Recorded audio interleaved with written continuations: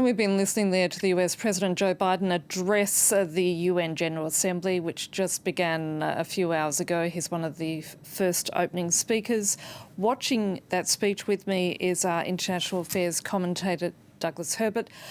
Douglas, obviously, it took a long time to get to Ukraine. There was a lot of issues that he addressed beforehand. I want to come to those other issues in a moment. But the first thing is that he saved his strongest words for Russia's war in Ukraine, saying Russia alone stood in the way of peace. Yeah, he backweighted this speech in a sense. You know, it had been flagged as a speech that would have a very heavy focus on Ukraine. And, you know, when Joe Biden addressed the same assembly last year, he began with Russia's invasion of Ukraine, as he put it.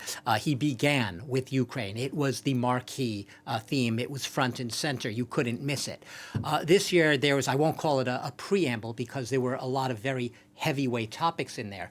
But it's clear that he made a calculated decision, he and his speechwriters, to put Ukraine at the end, perhaps thinking, you're right, that it would have people often remember best what they hear last. And when he got to Ukraine, Annette, he didn't mince words. He called Russia out by name, saying that Russia alone bears responsibility for this war.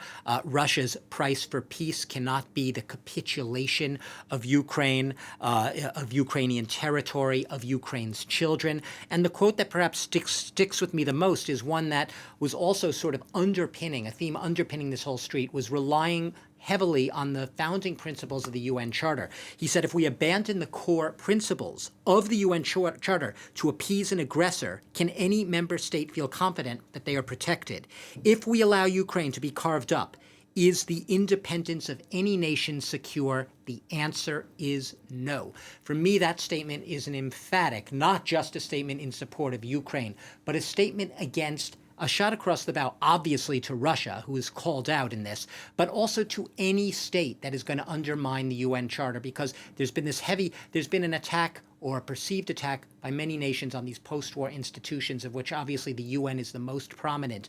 And I think this is a time where Joe Biden, and we heard before him the UN Secretary General, Antonio Guterres, trying to shore up this notion that the UN founding principles, they may be old, they may be over 70 years old, but they're pretty much fit and working still, and they need to be upheld in today's world especially. Is it right to assume the fact that he didn't talk about greater cooperation in terms of supporting Ukraine, because he's actually going to leave that for the Ukrainian president himself, who's due to speak in the coming hours? Yeah. You could say, is he doesn't want to steal all of Zelensky's thunder there, and absolutely a point that can be made. But there also is the argument, I think, that, you know, Joe Biden is very good at taking the measure, I think, of his audience. He's always been a man who has been seen as being able to reach out, a bipartisan, a sort of a compromiser, listening to your adversary. And I think there it shows that he's very much aware that among many of those sitting in that audience, you mentioned 140 nations are here, it might even be a little more this year, there are many who are increasingly skeptical, and not just skeptical, but nations of the so-called what's become known as the global South, who believe that the Ukraine-Russia war is this sort of Western imperialist proxy war, which the poorest countries in the world, notably the global South, are taking the biggest hit in terms of rising food costs, hunger, their lives in general. So there are a lot of nations who just want peace. They want to bring these countries together, and they want to find some solution to it. And I think that by not opening with Ukraine at the very beginning, it's perhaps a concession that Joe Biden wanted to address other issues, like you said, of global cooperation, of the way the post-war institutions have achieved a lot, but they need updating. They still work well. You just need to tweak them. And I think he was playing to those skeptics, the people who are inclined to say that institutions like the UN are no longer representative of the world as it is today, and they just don't work to their greatest effect.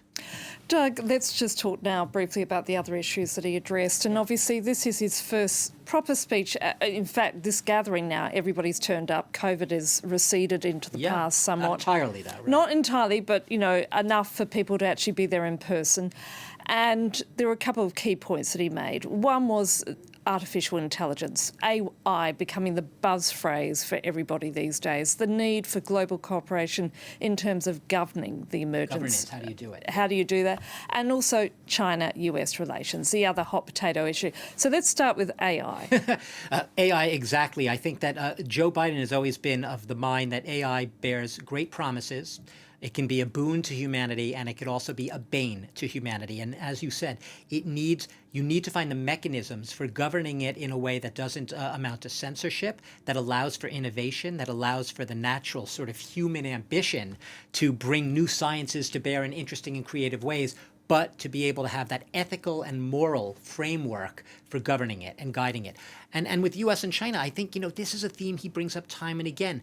He's not out to get China. He said this before. He said this at the G20. He said this in Vietnam. This isn't about the U.S. getting China. He used a complicated jargon word. He says it's about de-risking, not decoupling, not breaking away from China. He said in the past, he wants China to succeed, but he also wants China to succeed as a responsible global citizen, competing on equitable terms. And that was once again reflected. He brought up his big catchphrase. We've heard it throughout almost every speech he's made on the world stage throughout his presidency, inflection points. And when he says inflection point, you could translate it as the great broad battle of the 21st century between democracies and autocracies.